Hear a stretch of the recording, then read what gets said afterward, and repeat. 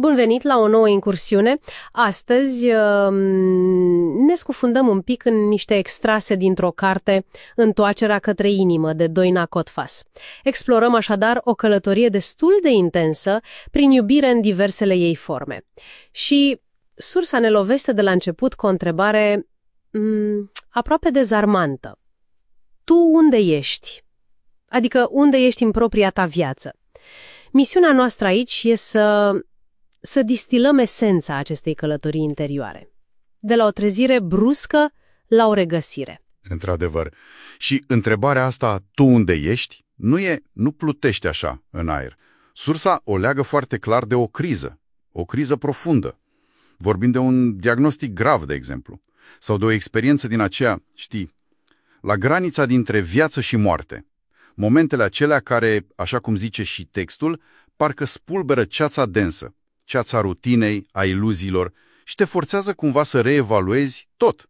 Viața, scopul. Da, o reevaluare care pare să graviteze în jurul iubirii.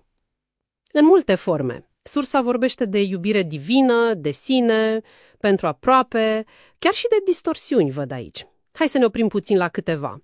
Ce ne spune sursa despre iubirea divină, de exemplu? Păi, e prezentată ca fiind esența, o forță absolut necondiționată, care nu cere nimic, nu judecă, pur și simplu este. Textul o leagă de sentimentul acela de acasă, de sursă, originea noastră, știi? De care sufletul are un dor constant. E o frază frumoasă. Dorul tău e puntea dintre lumea aceasta și mine. Și e interesantă ideea asta că noi cumva uităm sursa când venim aici, tocmai ca să avem șansa să o redescoperim, să alegem conștient iubirea. E ca o amnezie sacră, să zicem. Fascinantă ideea asta, de uitare pentru a reînvăța. Și cum se leagă asta de iubirea de sine? Care, e adesea confundată cu egoismul, dar... Exact. Sursa face distinția foarte clar. Nu e mândrie goală.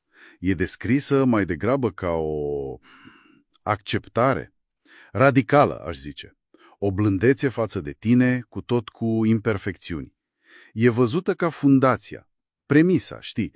Fără ea nu poți iubi cu adevărat pe alții. Că cum poți dărui ceea ce nu ai? Asta întreabă textul. Și implică să te uiți la rănile din trecut, dar nu cu judecată, cu compasiune, ca la un copil rănit din tine. Deci, acceptarea asta de sine, blândețea asta, deschide ușa către iubirea aproapemi. Cum o prezintă sursa pe asta? Că pare cea mai complicată uneori? Da, e prezentată nu doar ca un sentiment, ci ca o alegere, o misiune activă cumva. Implică compasiune reală, să fii prezent pentru celălalt, mai ales când suferă. Și iertarea. Asta e centrală. Textul zice ceva foarte transformator. Iertarea nu este despre el, ci despre pacea ta. E o eliberare pentru tine, în primul rând. Înțelegi? Nu un favor pe care îl faci celuilalt. Și așa relațiile devin oglinzi pentru interiorul tău, oportunități să te vindeci. Înțeleg. Și punctul ăla de cotitură major. Experiența de la limita morții, relatarea e foarte personală, intensă. Ce elemente ies în evidență acolo, ca catalizatori? Da, acolo e nucleul transformării, clar. Sunt elementele clasice, să zicem. Detașarea de corp, tunelul de lumină, o lumină orbitoare, dar blândă. Însă ce mi se pare mie uimitor e intensitatea revederii vieții. Nu e doar că vezi filme, e că retrăiești impactul emoțional al faptelor tale. Textul zice, fiecare minciună mă ardea. Durerea pricinuită cuiva mă durea pe mine acum. E visceral, o conștientizare a interconectării de fapt. Apar și întâlniri. Iisus, un frate decedat, într-un spațiu de pace, de iubire, copleșitoare. Acel acasă regăsit. Wow! O experiență, da, cutremurătoare și pare că vine la pachet și cu o misiune, o direcție nouă? Absolut. Îi se spune clar. Misiunea ei e să împărtășească ce a trăit, ce a înțeles, să folosească darul cuvântului, așa scrie, ca să ghideze și alte suflete spre sursă. Vei conduce sufletele la mine.